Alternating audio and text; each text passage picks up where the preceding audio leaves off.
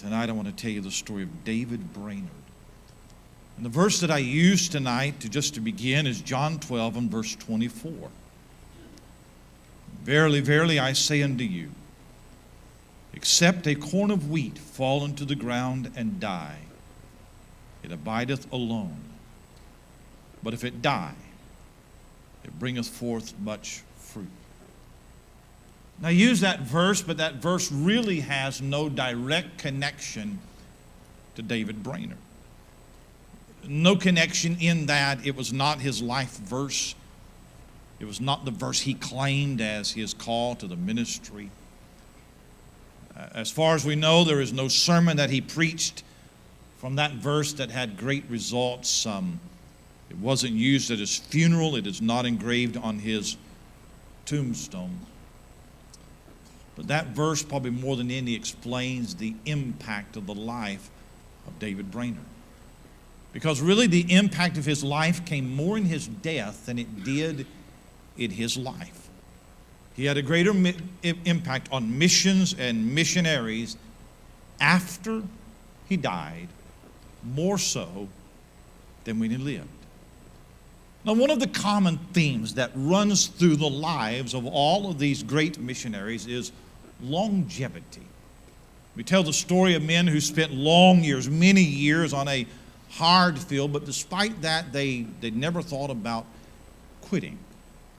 Men who spent many years building and laboring and starting churches, and only when a broken body or death forced them to, only then did they quit. Last week, William Carey, 41 years in India without a furlough. Adoniram Judson, we looked at Adoniram Judson last year. He left for Burma at the age of 25. He would stay in Burma for 40 years. Wednesday night, we showed the video of Brother James Griggers in Austria, a missionary that we support, a great missionary. Well, the Griggers have been a missionary since 1978. We support a man named Ted Mullins. Ted Mullins spent 28 and a half years in Papua New Guinea and finally had to come home because of health, and now he preaches out and preaches mission conferences. And so these are men who spent long years in the work of the Lord, but that is not the case with David Brainerd. The entire missionary ministry of David Brainerd lasted all of 4 years. He never traveled outside the United States. He wrote no books. There are no recorded sermons of his that I could find. He never married. He had no children. As far as we know, he was never a member of any kind of board or the president of a college or anything like that. He was kicked out of college. He never finished his degree. He was denied a license to preach in his home state. He was in poor health for the entire span of his ministry. He was a very lonely and depressed soul, and he died at age 29. And 300 years later, we still talk about him.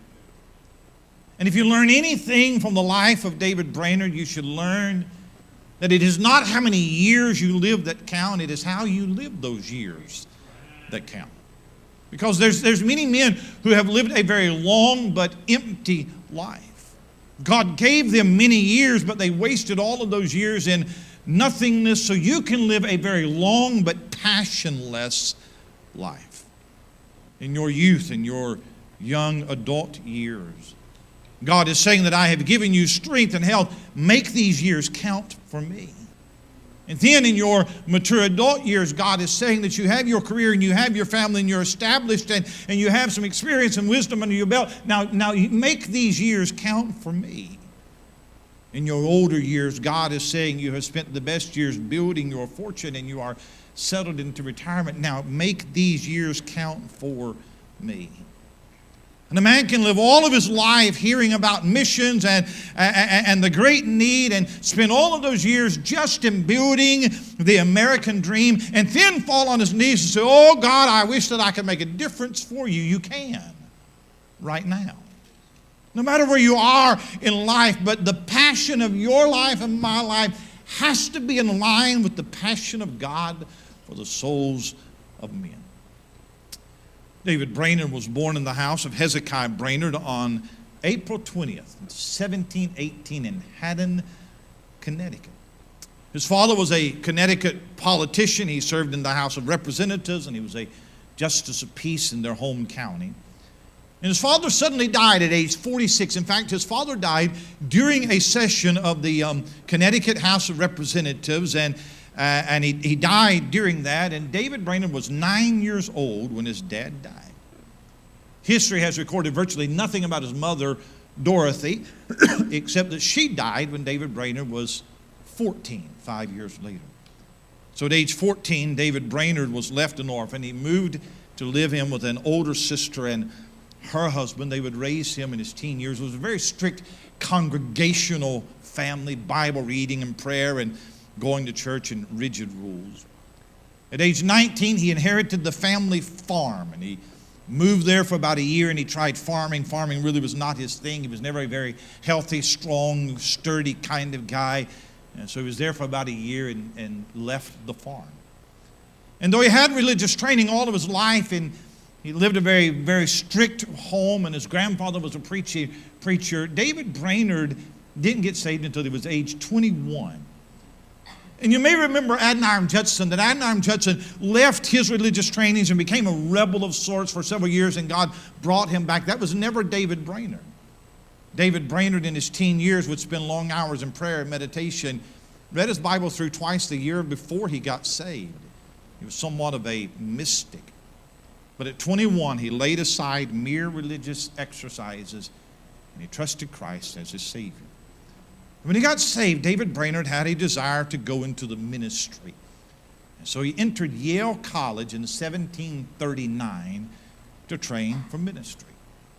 As a young man today that would want to train for the ministry, Yale University would be the last place I would send you. Now, maybe if you wanted to be a liberal socialist Democrat, I would send you there. But a preacher, no. But Yale College was founded in 1701 by preachers to be a training ground for preachers. That's how it was started. When David Brainerd got there, he was 21, which made him older than most of the other students, because back in that day, it was not uncommon for a young man to go to college at 13, 14, 15 years old. David Brainerd went when he was 21.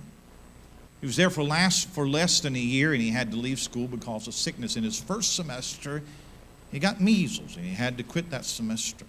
So the second year he came back, and the second year that he came back, he had to leave again because he had some kind of illness, so he was spitting up blood all the time. Brainerd would eventually die of tuberculosis. It was probably tuberculosis that he had in those college days.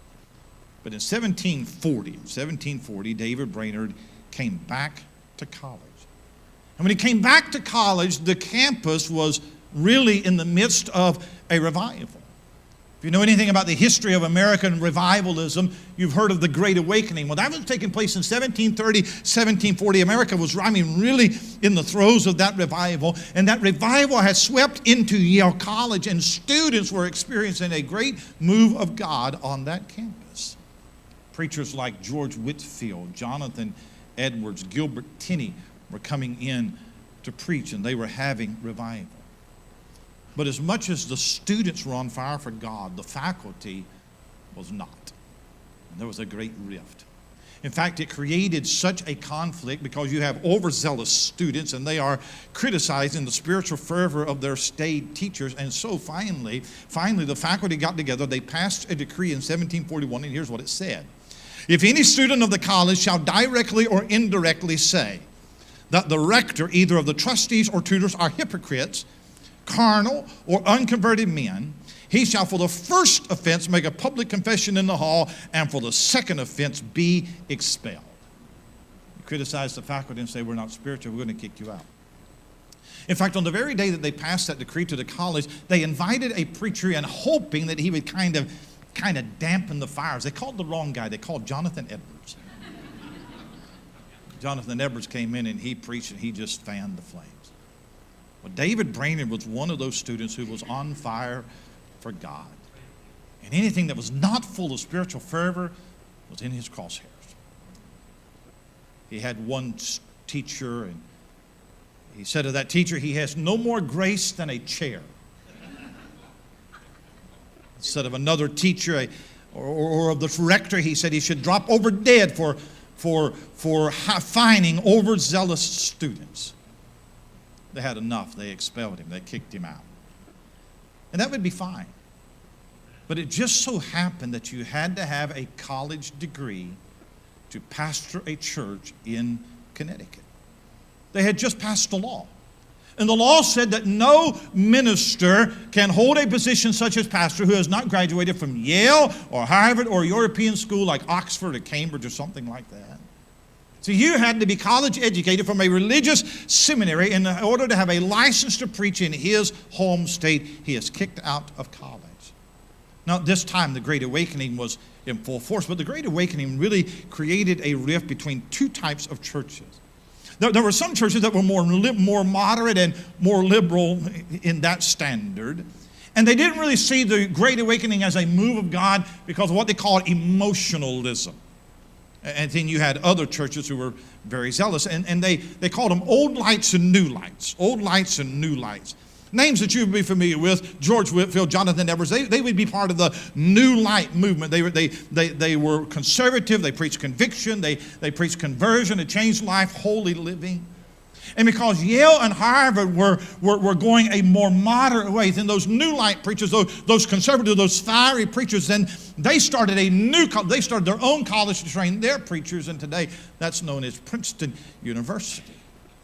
Well, those New Lights, George Whitefield and Gilbert Tenney and James Davenport and men like that, they didn't need the approval of Congregational or Presbyterian Church. We don't need your approval. We'll preach anywhere.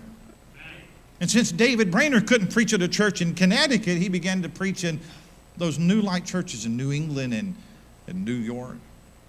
One of the preachers he became friends with was a man named James Davenport.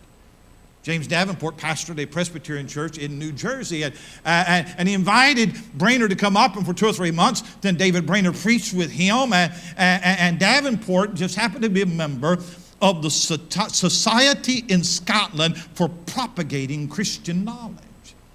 What that was a board back in the United Kingdom, a group of men that they had started to help spread Christian knowledge around the world. And what they would do is they would start a school or build a library or print books. They weren't a mission board, but they wanted to do things to propagate the gospel and to support missions. And one of their first mission fields was the British colonies in New England in America. James Davenport was the ambassador for them in the United States. Now, just as a side note, and this won't be on the quiz, so you don't have to remember this, James Davenport was a strange bird. James Davenport would hold revival meetings, and he would have what he called bonfires of vanity. And they would ask people to come at the end of the revival, and they would bring their books and anything you have that's carnal, and then they would build a fire, and they would burn it in the bonfire of vanity. In fact, he had one such meeting. It was such a success, and people came and they burnt their carnal books, and they didn't have tapes back then, but whatever they had, they're burning this stuff and all this worldly stuff. And so he planned to do a bonfire of vanity the next night, and this night he encouraged them to bring your luxury clothes, your expensive clothing, boy, just to sell out for God and just to show your full commitment to God and your fancy, expensive clothing. And so they built the bonfire. And the story goes, I don't know if he got too close to the fire or he breathed in too much smoke, but he got a little bit too excited, and people are throwing in these expensive clothes, and James Davenport took his pants off and threw them in the fire. There was a woman standing next to him, and she reached in and she grabbed those pants out of the fire. And she said, "Preacher, put your pants on. Get a hold of yourself." And so he did. So James Davenport, he's not necessarily a guy that we would have a portrait hanging in our hallway. We probably wouldn't have him in for a revival meeting. But God used that very strange preacher to stir a missionary desire in the heart of David Brainerd. Yale College refused to reinstate him. He couldn't be licensed to preach in a regular church. So be a missionary somewhere where they would hear you. So on November 25th, 1742, David Brainerd was approved by that society to be a missionary to the Native Americans in New England. Now, nearly most of what we know about David Brainerd comes from his diary, and I'll talk about that in a minute. David Brainerd's journals. And in his journal, here's what he wrote. He said, "Here I am, Lord, send me. Send me to the ends of the earth. Send me to the rough, the savage pagans of the wilderness. Send me from all that is called comfort on earth. Send me even to death itself, if it be but in thy service and to promote thy kingdom. During his 4 years as a missionary, David Brainerd would evangelize missionaries in western Massachusetts, eastern New York, the Lehigh Valley of Pennsylvania, and New Jersey. And for most of that time, it was mostly hardship with very little fruit. He struggled trying to learn the native dialects. He was ill most of the time. The living conditions were often rugged and primitive. Even by that standard, there was a great distrust on the part of Indians and the white man because of the mistreatment they'd received. He says, to an eye of reason, everything respecting the conversion of the heathen is as dark as midnight. Yet it cannot but hope in God for the accomplishment of something glorious among them.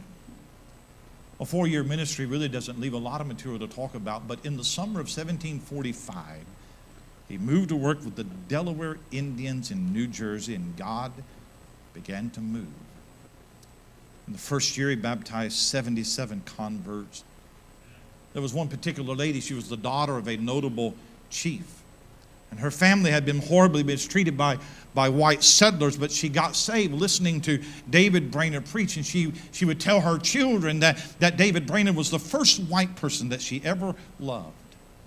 One of her grandchildren later would write about her that she loved David Brainerd because he loved his heavenly Father so much that he was willing to endure hardships, traveling over mountains, suffering hunger, lying on the ground, that he might do her people good. And that really became a turning point in David Brainerd's ministry. One of the stories that's told about David Brainerd is when he came to New Jersey to approach the Delaware Indians, and he had pitched his tent outside of their camp and getting ready to make that approach. And he had spent the night outside of their camps, and he was ready to approach them. The Indians had already seen him. And they had sent some braves to go and find out who this white person is and possibly to kill him. Great animosity between white settlers and Indians and no distrust, and the Indians were prepared to kill him. And they got close to his tent, and they found this white man on his knees praying. And as they watched, the story says they watched a rattlesnake that crawled up to David Brainerd and coiled, getting ready to strike while they prayed. And for some reason, that rattlesnake just crawled away. And it convinced those Indians that the Great Spirit was with him. And that's how they started listening to him. Brainerd never owned anything of value and material wealth. In the several biographies that I have read of David Brainerd, there is no mention of how he was supported. I don't know if the society supported him. I don't know if other churches supported him, or if it was just a life of simple faith. I do know that he preached most of his sermons outside, that he preached in the rain and that he preached in the snow. Because he didn't have a home, he would often sleep in the woods, sometimes with no protection and no shelter. He either traveled on foot or horseback. He was often weak. He was prone to deep bouts of depression. In his journals 22 times. He writes that he wishes that he could die. It's really strange about the home of David Brainerd that he came up in that it seemed that there was a strain of weakness. His dad died at 46. His mother died at 53. He had a brother Nehemiah that died at 32. He had a brother Isaiah that died at 23. He had a sister Jerusha that died at 34. So you could say that he didn't really come from good stock. There was nothing especially strong about his family. He was weak in body, and he suffered mostly throughout his ministry. He was a very melancholy type person. Not the kind of person that we think that God could use. In November 1746, David Brainerd became so ill that he couldn't continue preaching.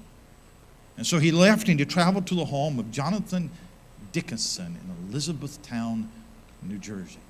Jonathan Dickinson, by the way, was a preacher who had supported him. Jonathan Dickinson would become the first president of Princeton University. Brainerd stayed there for about 4 months, hoping to regain his strength. In fact, during the 4 months that he was staying there, that's when a group of preachers got together and founded Princeton University, and the first classes were held in the home of Jonathan Dickinson. And an ironic twist of fate, the guy that they kicked out of college became one of the first students of Princeton University. On May 8th, 1747, he traveled to the home of Jonathan Edwards in Northampton, Massachusetts. They were close friends. His body was weak from tuberculosis. He was in great pain. Jonathan Edwards had a 17-year-old daughter. Her name was Jerusha. And Jerusha decided that she would become his nurse and try to nurse him back to health. It's a rumored story that there was a romance between David Brainerd and Jerusha, but I don't believe that there was. I think that that's just a rumor. I think he was too sick. There's no indication anywhere that there was any kind of romance. And for several months, that 17-year-old daughter took care of David Brainerd. On October the 9th, 1747, David Brainerd died of tuberculosis at the age of 29. By the way, 4 months later, Jerusha died from contacting tuberculosis from taking care of him. And they buried her next to David Brainerd. It's hard to imagine somebody that could pack so much hardship in such a few short years as did David Brainerd. And I thought about the hardships of the Apostle Paul. And I looked at how many times Paul used the word weak or weakness. And in Paul's epistles, he talks about his weakness 32 times. He says in 2 Corinthians 12 and verse 9, he said, "My grace is sufficient for thee, for my strength is made perfect in weakness. Most gladly, therefore, will I rather glory in my infirmities, that the power of Christ may rest upon me. Therefore I take pleasure in infirmities and reproaches and necessities and persecutions and distresses for Christ's sake. For when I am weak, then am I strong." That was David Brainerd. You see, we think that God's looking for the strong. He's not. He's looking for the weak. I told you that most of what we know about David Brainerd comes from his journals. David Brainerd struggled with constant sickness. I'll just read you a few things out of his journals. "Rode several hours in the rain through the howling wilderness, although I was so disordered in body that little or nothing but blood came from me. In the afternoon, my pain increased exceedingly and was obliged to betake myself to bed, was sometimes almost bereaved of the exercise of my reason by the extremity of pain. Having lain in cold sweat all night, I coughed much bloody matter this morning, was under great disorder of body, not a little melancholy. Later on, he says, exercised with a violent cough and a considerable fever, had no appetite to any kind of food, frequently brought up what I ate as soon as it was down, and oftentimes had little rest on my bed by reason of pains in my breast and back, was able, however, to ride over to my people about 2 miles every day and take some care of those who were then at work upon a small house for me. And I read that, and here's what I think. I've never known sickness. I've been sick for a few days at a time. But I've never had a broken body. I've never had an incurable disease. And I thought, if I did, if I lived with a broken body, or if I lived every day where I was spitting up blood and vomiting, I wonder how much I would then care about the ministry. I wonder if my thoughts would be so consumed with somehow finding some comfort for my suffering that I would even care to preach or do anything for God. Because I know that I struggle with a healthy body. I know that I struggle with a sound mind. I wonder how much more I would struggle if I didn't have good health on my side. David Brainerd struggled with loneliness. When he was expelled from Yale, it affected him very deeply. He tried for several years to be reinstated. I think it was Jonathan Edwards that wrote a letter to Yale College trying to help him get reinstated, and the college was probably determined to make an example out of him. Brainerd had never thought of missionary work before that. He wanted to be in the ministry, but in that day, that meant taking a comfortable position as a pastor of an established church, but that door was shut to him. Brainerd would often write about loneliness in the wilderness. He didn't have a fellowship of preachers that he would meet with once a month. His only contact was with letters. Sometimes that would take months to get back and forth. He's working with native people who are considered savages by the more sophisticated white man, and God drove him into the wilderness because that's where God wanted him. He struggled with loneliness. Brainerd struggled with physical hardships. May 1743, he says, I live poorly with regard to the comforts of life. Most of my diet consists of boiled corn and hasty pudding. I lodge on a bundle of straw, and my labor is hard and extremely difficult. 3 months later, in this weak state of mind, I was not a little distressed for want of suitable food. Had no bread, nor could I get any. I'm forced to go or send 10 or 15 miles for all the bread I eat, and sometimes it's moldy and sour before I eat it. And he's not complaining. But you read about him being lost in the woods and exposed to the cold, and he had a horse that was stolen from him, had a horse whose leg was broken. And I thought, I've never known hardship. I've never slept in the cold. I've never missed a meal because I couldn't get food. I know it's hard to compare life in 2020 to life in 1740. But I just wonder what kind of ministry I'd even be interested in if I lived a difficult life. And I'm not saying that you and I should wish for hardships, but I just wonder if I have the grace to carry a heavy cross. I wonder if all of my attention would be on the cross, or would all of it be just trying to improve my station in life. Brainerd struggled with his calling. When you read most missionary biographies, they almost come off as superhuman and super spiritual. To be honest with you, when I read the story of William Carey, here's what I think. I can't be William Carey. I'll never do what he did. Their life, their calling, their devotion, the amount of work they did, it just seems a little bit out of touch. I will never get to the level of an Adoniram Judson or a David Livingstone, but you could be David Brainerd. For one thing, David Brainerd struggled with his passion for the Indians.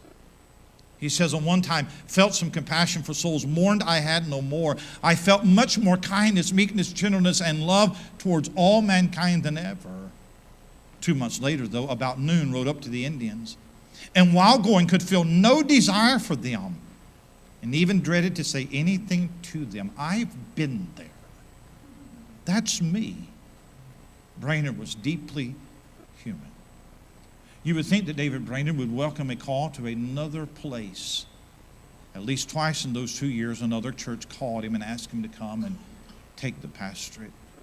He said no. Because though it was a life of hardship, he knew he was where God wanted him to be. He lived 29 years. 8 of those years as a believer, and only 4 of those years as a missionary. He had a good work among the Indians, but it wasn't tens of thousands of people being saved. And when he died, Jonathan Edwards took his journals and published them. And published it in the life and diary of David Brainerd. One of David Brainerd's last requests, he kept copious notes and journals. One of his last requests was that they destroy his journals. And Jonathan Edwards decided to publish them. That book was published in 1749. It's never been out of print since then. Every great missionary you've ever heard of, J. Hudson Taylor, William Carey, Robert Morrison, Robert McShane, David Livingstone, Andrew Murray, John Eliot, will all tell you that their life was impacted reading the journals of David Brainerd. You can order that book out of the bookstore. It's not a commercial, but you can order that book out of the bookstore. I would tell you that it's not a novel. It's not light reading. But if you want something to challenge you deeply spiritually, you read the life and diary of Jonathan Edwards. It wasn't because he did such a monumental work. You see, to us, the man who did the most, the man who had the most converts, the man who built the largest church, that's the hero. But that was not David Brainerd. But if you want to know tonight that you can bear the hardships of life and still bring glory to God, that's David Brainerd. If you want to know what it is to live every day of your life with a burning passion for God and to care nothing for this world, that's David Brainerd. If you want to know if God can use a weak, sick, discouraged, lonely, struggling saint to accomplish great things for his glory, that is David Brainerd. It is not how many years you live. It is how you live those years. Verily, verily, I say unto you, except a corn of wheat fall into the ground and die, it abideth alone. But if it die, it bringeth forth much fruit. The invitation tonight, Anna, come. It is not for you to come and surrender your life for Christ and to tell God how much you're going to do for him. The invitation tonight is to die. It is not to come and promise God all the things that you're going to do for him. It's not to tell God how much you're going to live for him. It is to offer to die. To die to worldly ambition and love of pleasure, and to die to carnal desires and sinful follies, and to die to the love of this world and the opinion of man. And I know that this is my dad's theme, but until you die to self, you'll never see God use you in your life. It is not to come and tell God how strong of a Christian that you will be. It is to come and tell God how weak that you are. Would you bow your heads with me tonight? God speaks to your hearts, you come.